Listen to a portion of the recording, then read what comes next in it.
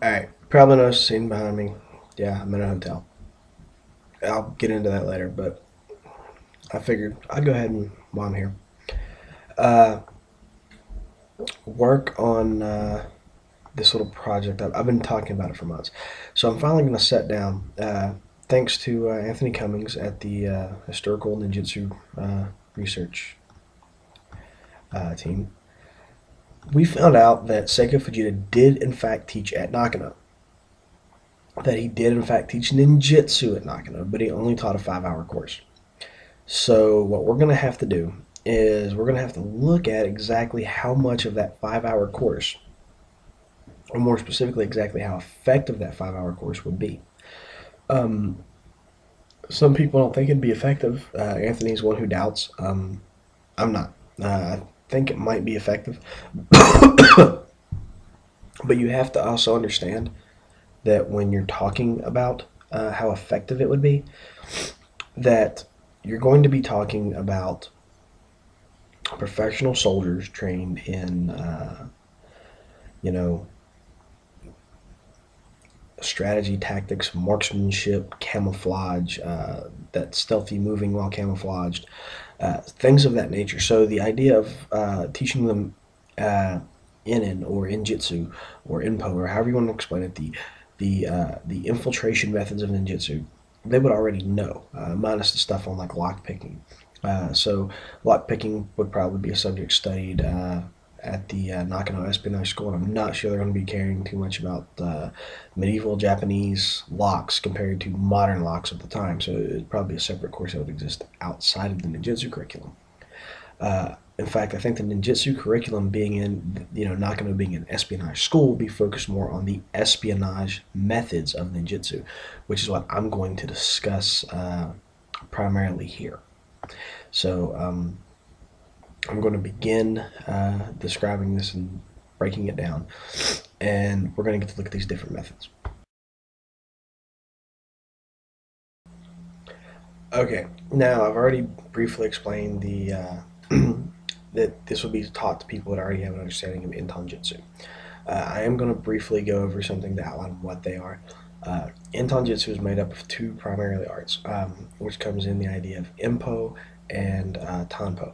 Inpo or Inin or Injitsu, depending on the system, deals with techniques of stealthy movement, infiltration, camouflage, lock picking, and observation, learning how to observe what you're looking at and see things for what they really are. Now, beyond that, you also have skills of Tanpo, which are escaping from bonds and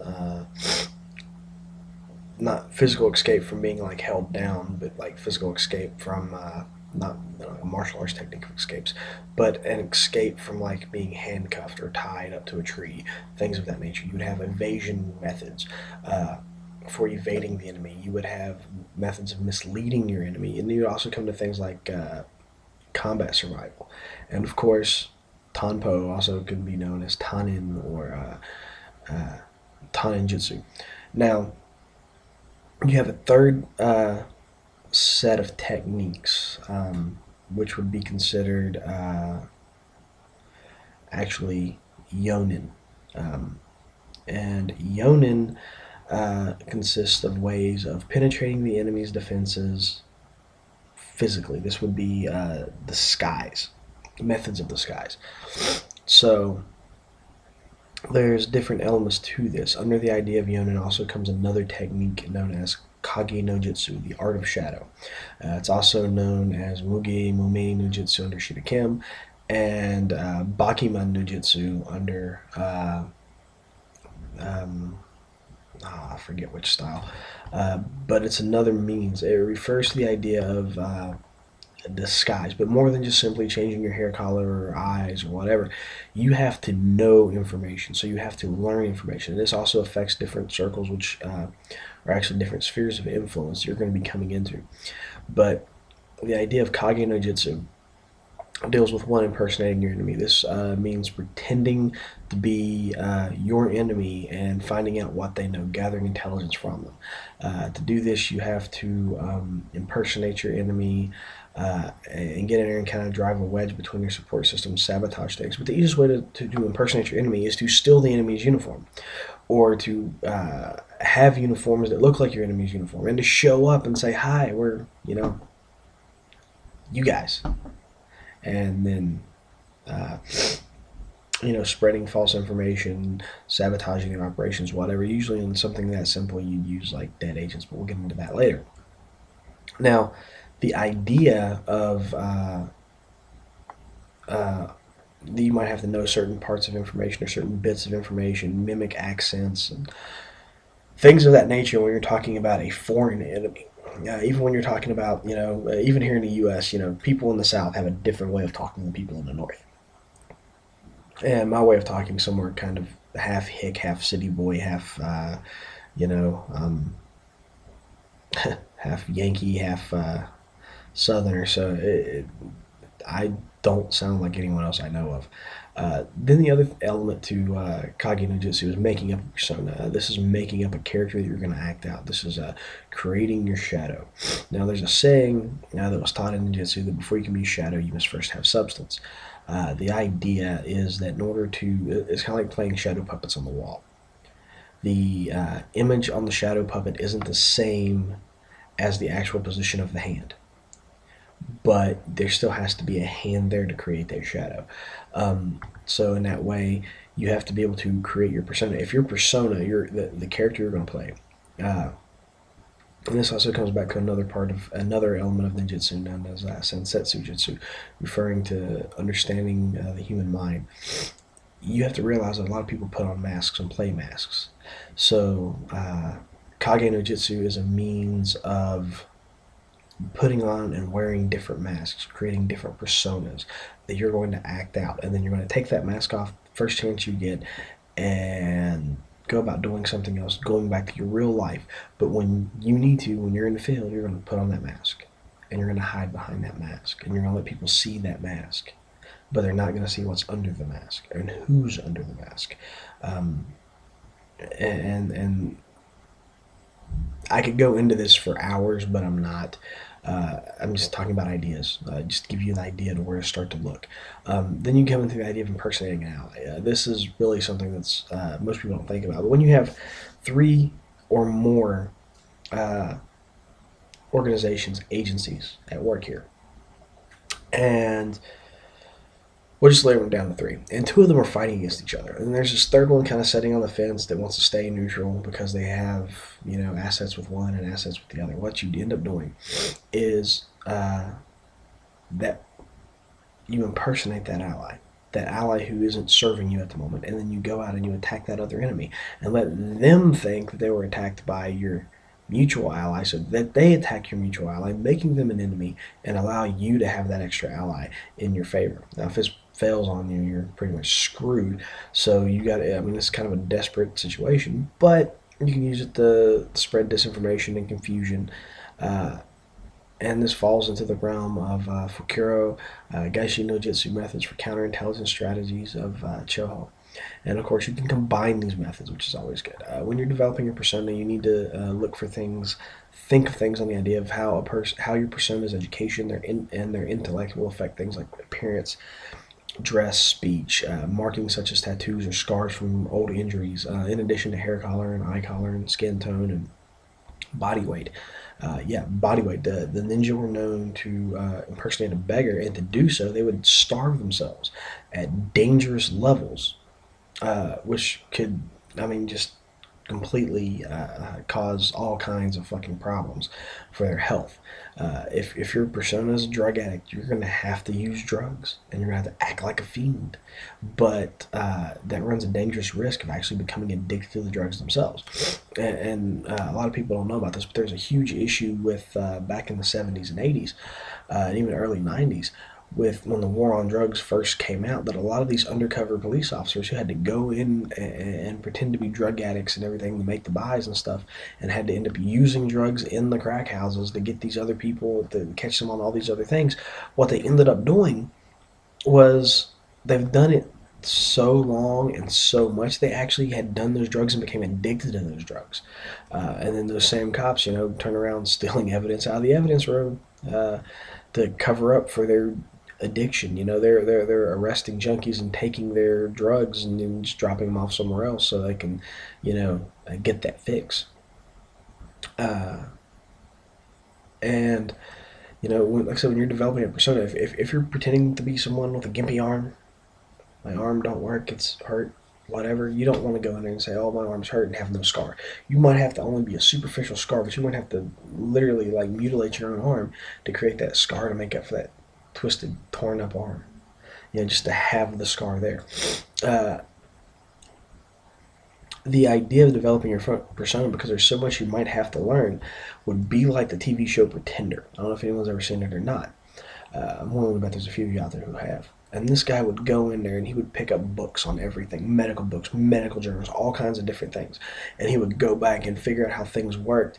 And basically, what they refer to as life hack, so much information, such a short period of time that he'd walk into a hospital, pretend to be a doctor, do an open heart surgery, and do a better job than a doctor who had been doing it for 10, 15 years. All because he had this natural ability to just pick up information and apply it and break it down to more simplistic means and put it into work. So, a lot of the idea of developing a persona requires you to learn things at that rate. And then you also come into this other issue of when you're developing your persona, the use of Ninjutsu, or the art of the mind game.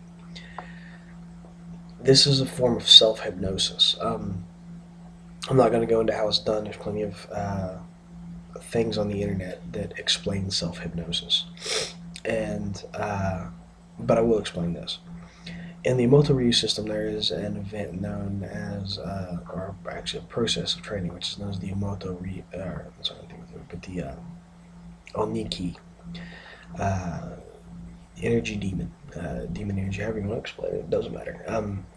The idea is to create a persona of this perfect killing machine designed by the person who's going to wear that persona, wear that mask.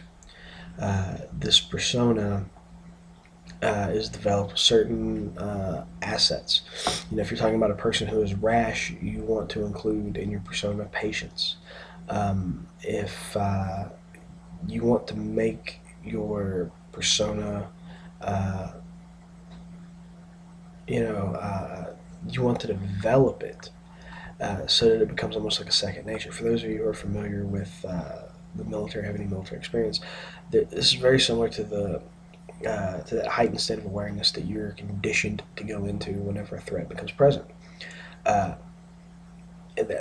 switch that cuts on and off. And the secret to this, the big secret about the Oniki that most people don't realize, is that self-hypnosis, hypnosis, NLP, a lot of this stuff is, it comes down to something really simple. It's salesmanship. It's selling the individual a lie that they want to believe. I can sit here and hypnotize myself, go into a trance, and it serves no purpose other than for me as a means of giving myself a slogan, a motto, uh, a promise into a product I'm going to buy. Now, that product happens to be an idea, a thought, an action, whatever, but I'm going to buy into that action, I'm going to buy into that thought, and I sell myself this idea, this thought, this lie. And I tell myself, because I went through this ritualization of entering a trance and yada yada yada, that therefore, the salesmanship of the lie is, more that I'm going to believe it because I've gone through the ritual process, which is, again, a more salesmanship based on the lie.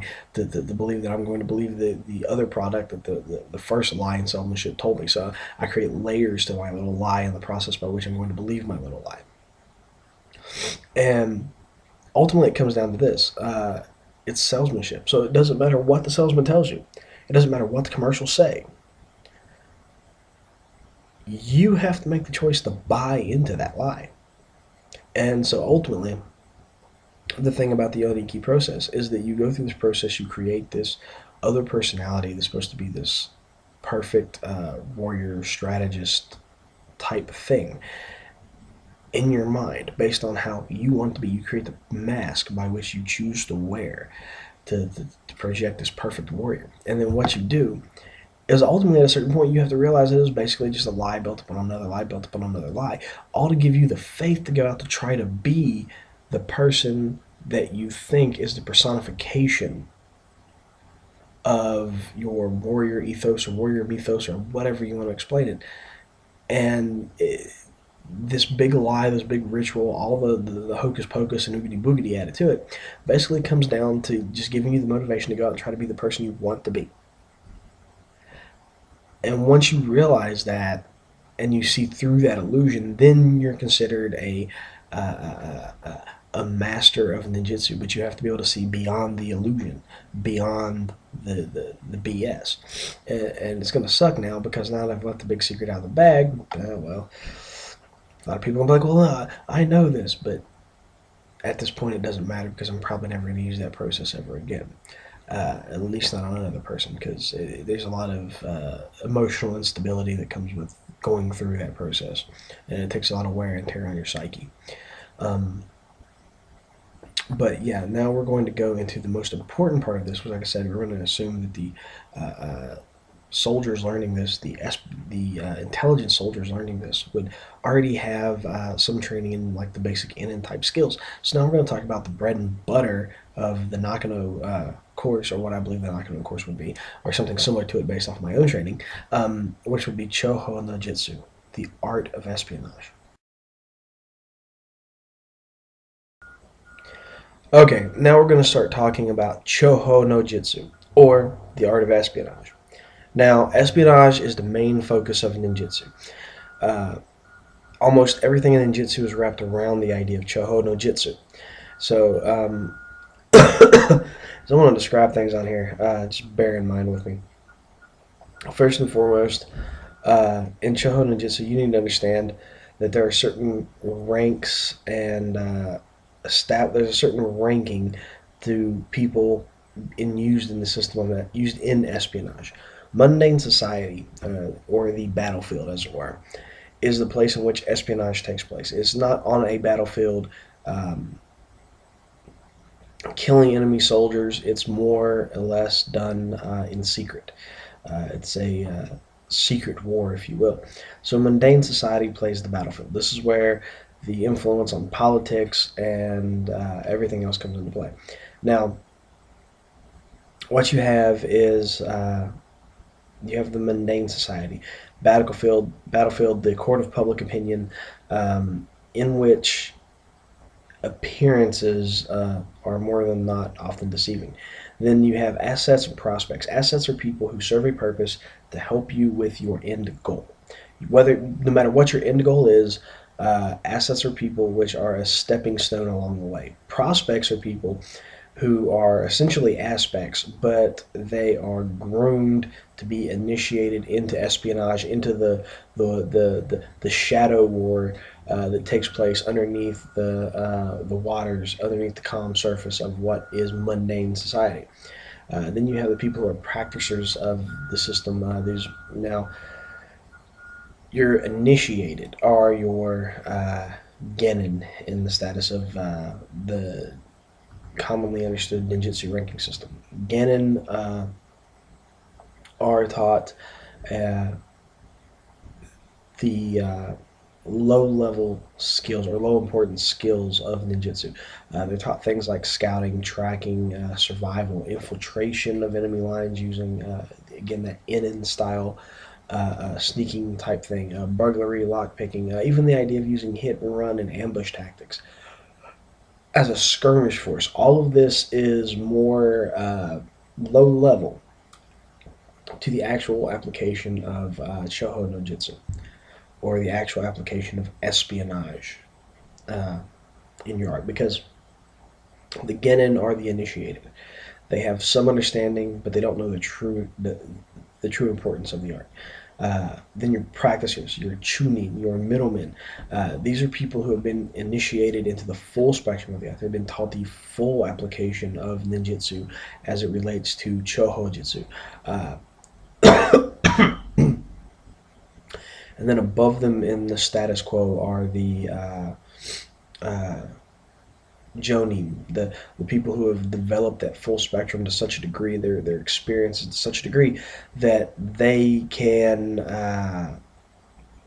apply things that the chunin is learning to apply, uh, as if it's second nature. Sometimes they won't even realize they're grilling people for information or reading people or predicting their actions, but they are. I mean, their understanding is that in depth that it becomes, what they say in martial arts about before, when you're first learning martial arts, a punch is more than a punch. After doing it 10,000 times, a punch is just a punch. And then 10,000 times after that, a punch becomes more than a punch again, because there's so much more to the understanding. There's the mundane understanding, which you can learn, and there's the profound understanding that you have to experience, that comes from application of the techniques. Now, you have to, I mean, like I said, think of this as your little pyramid. At the bottom is your mundane society, your battlefield, your assets, your initiated, your practicers, and then your masters of the system.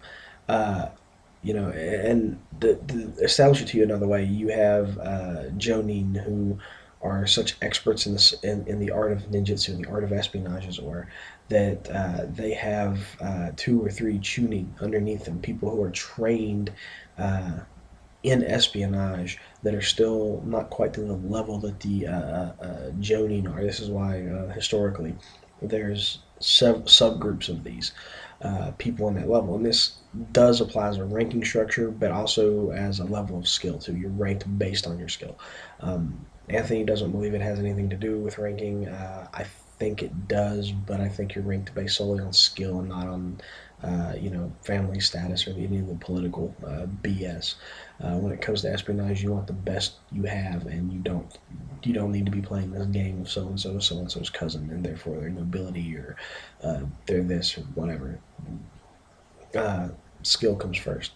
Um, so your Jonin will have a handful of chunin beneath him, who are his experts, who are trained in the full spectrum of the art. And then what happens is these chunin will train and use genin, their disposable agents, as it were, uh, in these initiated minor tactics, and many times these genin will be set up to establish to use your assets and your prospects, which come in 2 forms in of themselves, either mercenaries who are hired into it, or criminals who perform certain tasks for the genin, and don't ever realize there is a chunin behind the genin pulling the strings, who is ultimately in just a string himself to the puppet master, who is the jonin, who sets back further. Um,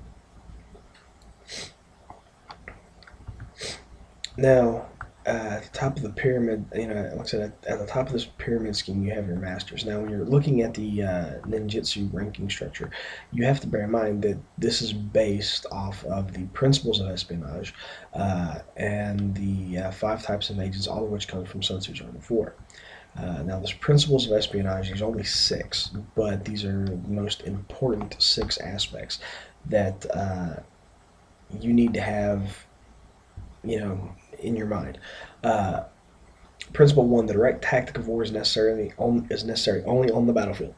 The direct tactic being sending massive numbers of soldiers against another massive number of soldiers to go kill other soldiers. You don't need to use the direct tactic of force, um, except only on the battlefield. Only the indirect tactic can lead to real and lasting victory. Now, the indirect is subterfuge, espionage, things of that nature. We get to principle 2. Subvert anything of value in the enemy's country. Implicate emissaries of major powers in criminal undertakings. Undermine their position and destroy their reputations in other ways as well, and expose them to the public ridicule of their fellow citizens. This comes into undermining the authority of government powers, to showing them violating the law and corrupting the law. Now, This is more effective in the lower levels because basically it comes down to this. You have a ladder, you have your own little pyramid scheme with government. So if you start taking out the middle blocks by implicating them in criminal activity, what happens is that part of the pyramid scheme starts to fall over. So what will happen is the people higher up in the pyramid scheme will usually crush these people from the outset if there's no way for them to deal with things on their own, uh, to deal with the uh, that loss of reputation, that loss of authority, and being undermined. Number three, the third principle. This is do not shun the aid of even the lowest and most despicable people. Disrupt the work of their government with every means you can. So now we're talking about the idea of using criminals as an asset to undermine the authority of the government, and in the more physical way of undermining social responsibility. Principle four: spread disunity and disruption among the citizens of the enemy's country. The turn young against old and use every means to destroy their arms, their supplies, and the discipline of enemy forces. Again, you're talking about the idea of dividing people. Kind of like how we do here in the states. The whole um, uh, idea of you're horrible for being racist, and everything comes down to race and all this other stuff because skin tone is used as a way of dividing people. Because if everybody sits down and they actually sit down and intelligently discuss the fact that the government is basically just pushing us all against each other, and they're using race and money and all these other things to do so, what you end up finding, or what you end up seeing more directly than anything, is that these people, the government is dividing the people to keep them from uniting back against the government.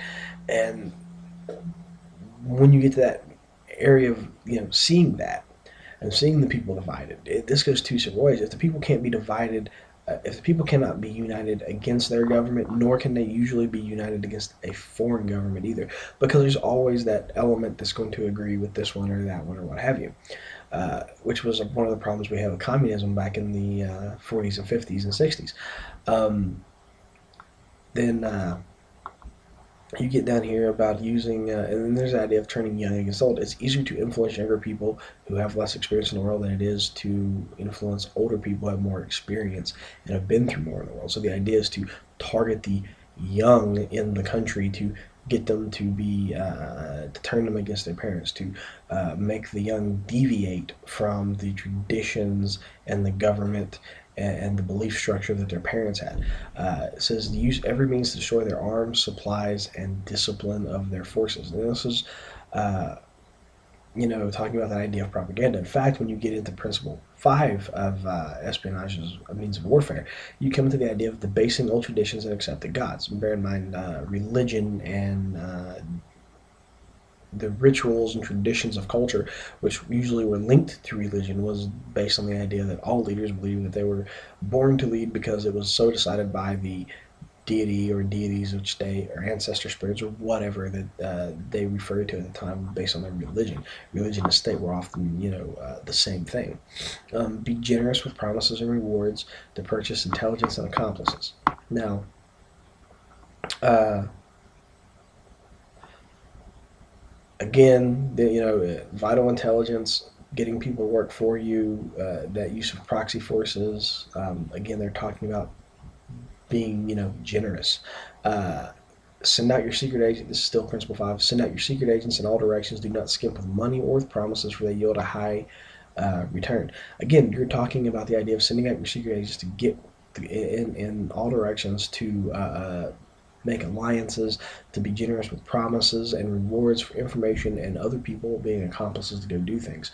Then we come into the sixth principle here, the last principle of espionage as a weapon, which is to act with moral superiority to draw the trust of the enemy's people. In this way, you gain the enemy's own people as an ally against him. Again, this was seen a lot with a lot of the communist revolutions back in the 50s and 60s and 70s. Um, that the communist guerrillas were working for the people. They were trying to take over things for the people. They were doing all, they were fighting and killing and stuff because they were doing it for the people. And then for the people became something, ended up becoming something a little bit different. It became basically a dictatorship, but it was a dictatorship for the people. But nothing really came to the people. But the people supported it because they claimed that moral superiority of, coming out and serving the people's best interest. Now, we're going to look at the 5 types of agents, again from Sun Tzu. Living agents, agents that you send out that you expect to return after their task is completed. Dead agents, one that one is willing to sacrifice or takes no regard in their losses. Um, Native agents, which are recruited from within the enemy sphere of influence, the enemy's own country. Doubled agents, which are enemy agents which have been bribed and given comfort to be turned to your side. If you can't bribe them or blackmail them or turn them to your side, then you basically just kill them and get rid of them.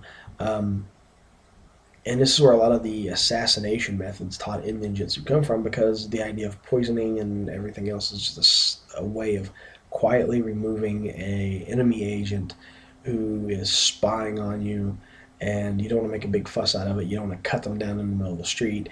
You don't want everyone to make a big deal about it, so you give them a poison, they fall over dead in their soup bowl, and there's there's nothing for them. They serve no purpose. Now, when we get into this ninja ranking structure, you need to understand we're also talking about the we're discussing more specifically the types of agents employed. And I already went over this briefly, but I'm going to go over it again, this time a little bit more in detail.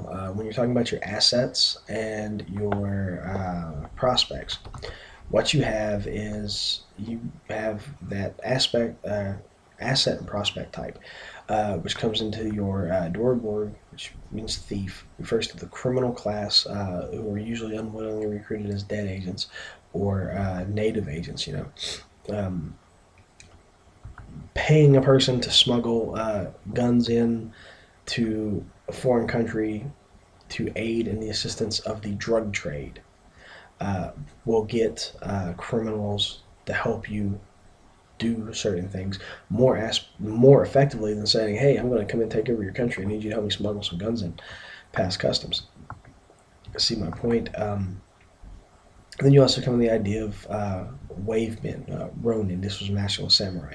Uh, Usually these were unwittingly recruited as dead agents. When you, especially this, it establishes the idea in modern terms of hiring mercenaries. You hire a mercenary to go out to fulfill a certain task. Uh, that mercenary goes out and fulfills a certain task. Now, the mercenary, uh, PMC, whatever you want to call it, their loyalty is to whoever's paying them at the time. So you generally are using them as dead agents. You don't care. But the idea, and it's very common, especially in some countries like Somalia and down in South America, to find uh, former military, former first world military soldiers uh, operating as mercenaries in foreign countries. Now, these mercenaries and the people that they train that operate in these foreign countries have a high degree of skill, but they're essentially mercenaries hired and used. And once they're done, you don't use them anymore, or you throw them to the wayside, or you set them up as dead agents, and that's the way it happens. That's usually the way most of the mercenary work plays out in the real world. Period. Don't matter what Um, generation you're living in. Then, of course, you have the low men. Low level agents commonly trained to be your Genin, your Low-men. Low-level agents commonly trained to be living dead, sleeper, native agents. Skills commonly focused around scouting, sabotage, low-level espionage, burglary, even assassination. Then you have your Chunin, your middlemen. These are mid-level agents who have a greater understanding of the higher-level ninjutsu skills. The idea of using Choho no Jutsu to achieve your goal. This comes into the idea of espionage, intelligence warfare, and psychological warfare operations. Um, Now, the idea you have to understand too is that since the ninja were predominantly taken from the samurai class or even the lower level ashigaru of the Bushido warrior class of feudal Japan, they already had combat skills. They already knew how to fight and throw shuriken, sword fight, and had some means of unarmed combat, whether it be kempo or jujitsu or aiki jujitsu or whatever, taijutsu. They had those skills before they were indoctrinated into the ninjutsu process. So the uh, the idea of a genin knowing or learning how to fight as part of ninjutsu really didn't occur. Um, they already had those skills coming from somewhere else. Then you have your Jonin who have that same high level understanding of the Chunin, but they have so much more experience at it that it has become an innate ability of function. These are your masterminds. And through this, a Jonin or a group of Jonin, each would have their own Chunin, their own mid level agents who would function to enlist the aid of Genin, uh, who are and the Genin would be trained to go out and develop the aspects and find more prospects to become, new Genin. And the whole time that this group of Genin and their disposable assets are all operating, what it comes, they don't realize that there's people above the Genin, or how much higher above the Genin operating. And then from those Genin who are essentially trained in the lower level functions of ninjutsu, what would be considered the false idea of ninjutsu, which has become very popular in pop culture. The Out of those who were sent on suicide missions and have applied and used their skills, in a phenomenal way, have shown a great deal of skill and creativity in using what little bit they've been taught. Then they're brought in and taught more and given that higher level understanding, which follows along the idea of espionage. And for this, the the agent himself is looking for essentially uh, three types of information. Um, the the three types of information which are very important is what is referred to as direct intelligence, what is referred to as enemy intelligence, or what is referred to as human intelligence. Now, direct intelligence, this would be eyes-on intelligence. This would be a agent seeing something with his own eyes occur and then writing it down in a report and sending it higher.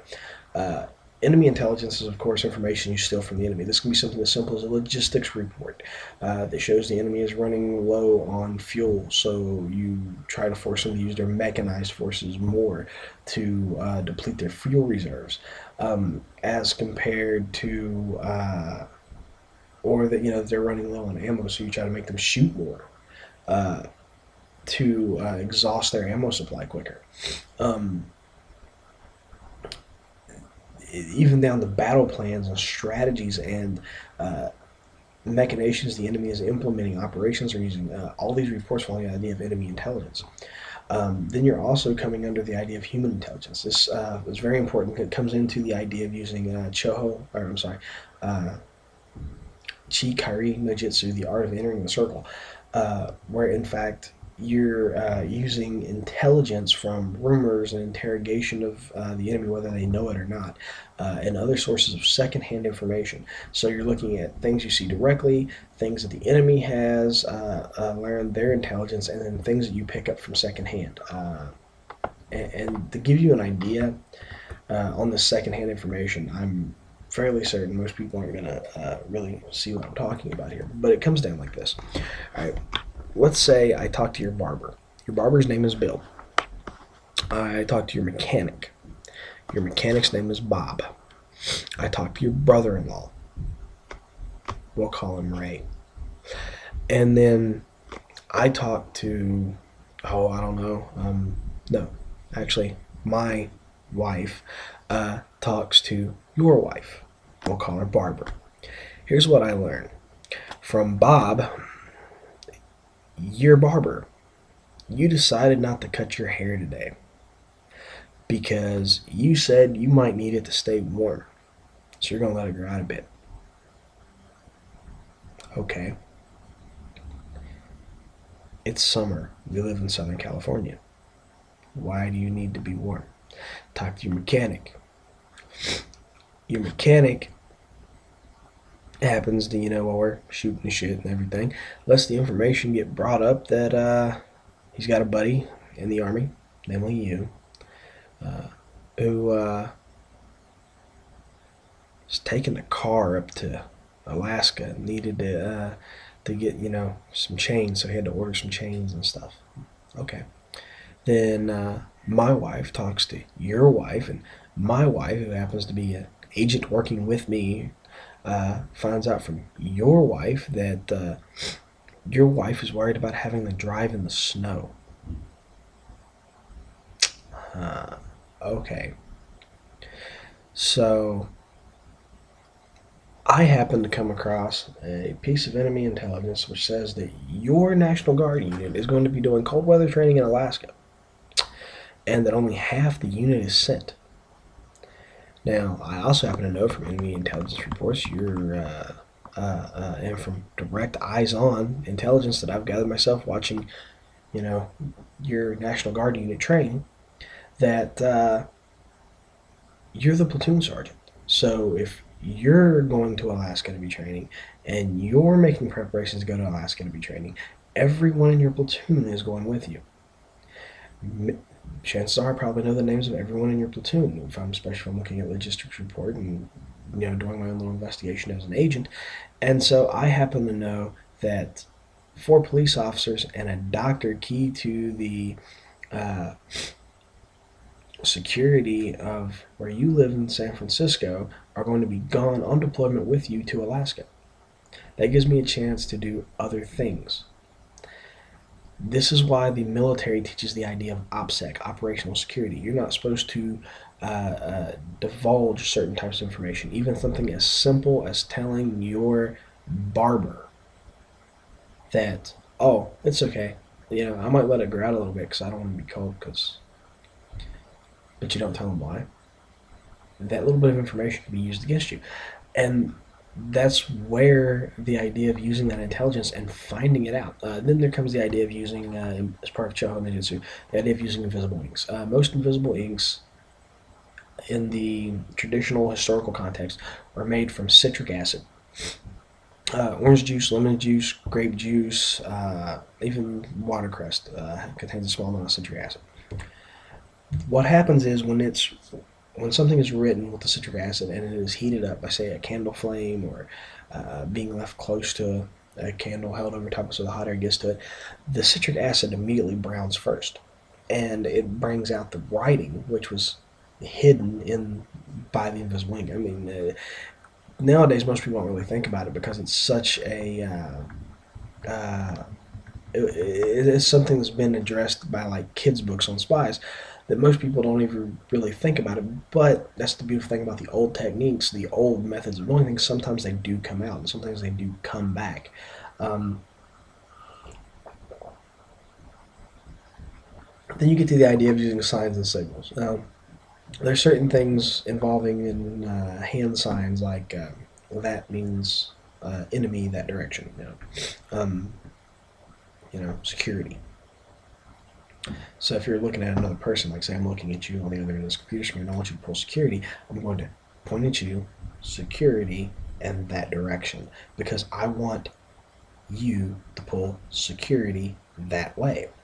Now, that's obvious. What about if I'm using covert hand signals? I have a beard. Beards are sometimes itchy. What if me scratching my left cheek means go, and me scratching my right means stop? Or my left means go, and my right means stop? What if clearing my throat is an freeze order, or yawning is a bright contact order? What if rubbing my right eye means follow me? Rubbing my left means stay here.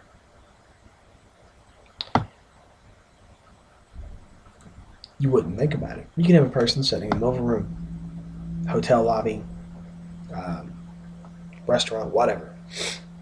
This person, other people in the room are watching this one person. So while he's waiting, he's reading his little paper, and then there's that itchy beard. Go. Go where? Don't worry about it. It's already developed. It's part of the plan. He's just coordinating efforts. People are watching him and seeing what he does. Whether he wipes his nose, or coughs on his sleeve, or sneezes, or scratches a beard, whatever. Different colored ties. A guy walking out of a building at a certain time wearing a suit with a different colored tie can have a different reflection of what that tie means. The color of his handkerchief in conjunction with the color of his tie can also have a reflection of what that means. Then you're going into the more obvious stuff about using flags as signals. And then today we have like radios and phone lines and cell phones and computers that allow detailed information to be passed over great distances using encryption methods and stuff like that. All of this can be used in relaying information. Again, falls under the idea of Choho Ninjutsu. Now, in the Emoto Ryu Ninjutsu system, there's actually a standardized report of things that need to be known as part of your investigation as a ninja, spy, operative, however you want to think about it. And what these pertain to is, for one, the security of individuals and structures. You need to know key structures and key individuals and know the security surrounding them. You need to break down an itemized list of key individuals and key structures and the security around each one. You need to know the terrain that you're dealing with, the terrain which offers the best avenues of approach, best avenues of withdrawals, places where the enemy forces can be bottlenecked, best places to set up ambushes, all of that.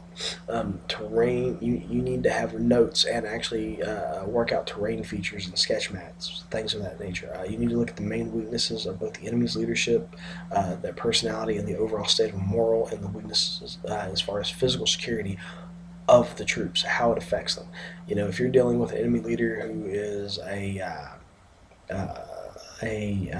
belligerent and spiteful hard case, you need to see how it affects the morale of his troops. If they're guided more by fear of this man than by a moral desire to actually, serve him as being loyal. Then you need to look at weaknesses in the physical security surrounding the key individuals and these key structures and terrain and things of that nature. You need to look at people to avoid their personality types. This is good for the agent infiltrating on the espionage level of putting a spy in place to infiltrate the enemy's organization. You need to look for activity and patterns when the enemy sleeps, when they eat, when they change guards, who and what guards are engaged in illegal activities which threaten the operation. You need to look for patterns, and you need to make a notation of all of this. 7, you need to look at people that the ninja can turn to his side, that your spy is going to be able to pull into his side to create your native agents, or your double agents. You need to know this person's name, their address, where they work, or the areas that they work in. Your target's field of work. You need to know the routes that this person takes to work. The times their home is empty, we can go in and look for things. The security of the home, the security of the route, security at work. When the target is home alone, when they're at work alone, when the target is alone along their route, their history, and their level of training. You need to know who these people are and the security around each, because you might have to break into an enemy building or an enemy structure to get that information. Or more specifically, you might have to send someone to go do it who's haphazardly trained, so that if something happens and they die, you just train another one. You need to look at enemy weapons and equipment, and just the weapons and equipment doesn't matter because it's people using them that matter. So you need to look at the training and leaders of the enemy. You need to look at how the enemy is trained, and that how their leaders train them and continue that level of training. In the modern context of us, I've actually adopted the salute report from the U.S. Military Standards, Department of Defense Standards, which basically stands for salute stands for size of the enemy unit, action of the enemy unit, location of the enemy unit, uniform or unit insignia of the enemy, the time and date of contact with the enemy, and the equipment used by the enemy. Following this report, you would also, whether or not you take action on what you see in the salute report, you have to fill out an after action report, which is a 5Ws report. It stands for who did it, what and how they did it, where they did it, when they did it, and why they did it. That's pretty simple in and of itself. And like I said, gathering information is the mainstay of ninjutsu. Now we're going to talk about several other tactics which follow in with that espionage context, not just the background information that you've been learning. We're going to actually talk about real methods of applying ninjutsu.